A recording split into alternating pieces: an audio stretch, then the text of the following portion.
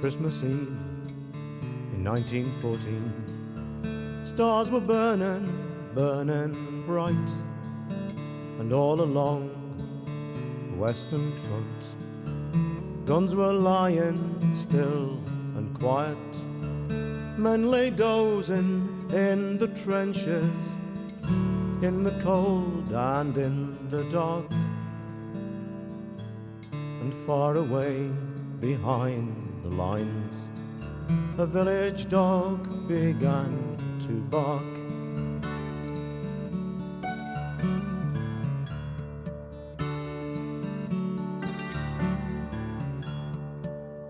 Some lay thinking of their families, some sang songs while others were quiet, rolling fags and playing brag to pass away that Christmas night.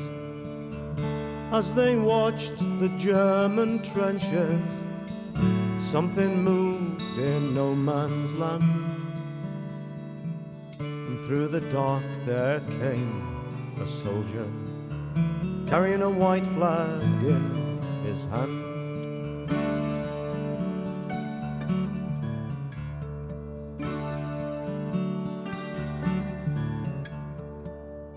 Then from both sides men came running, crossing into no man's land, through the barbed wire, mud and shell holes.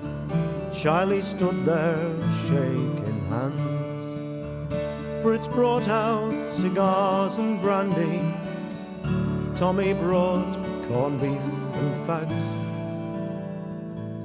Stood there talking, shyly laughing, as the moon shone down on no man's land.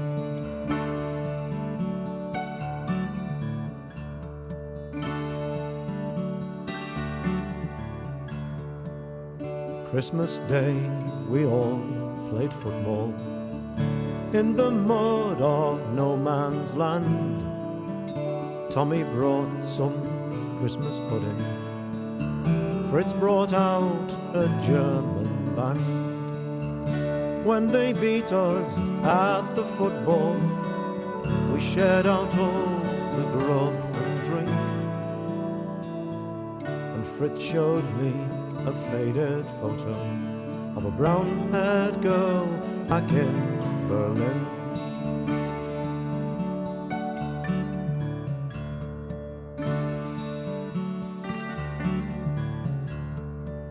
For 4 days after, no one fired, not one shell disturbed the night.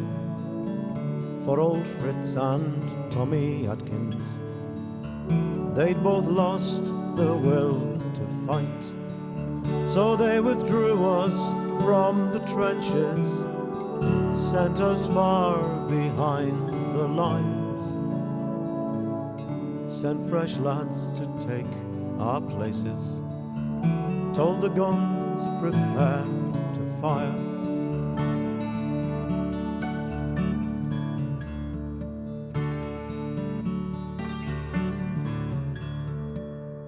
And next night in 1914, flares were burning, burning bright.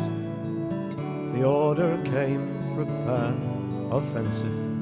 Over the top, you're going tonight.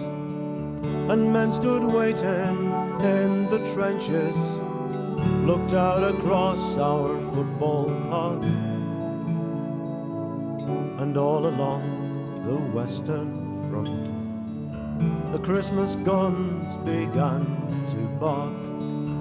Men stood waiting in the trenches, looked out across our football park,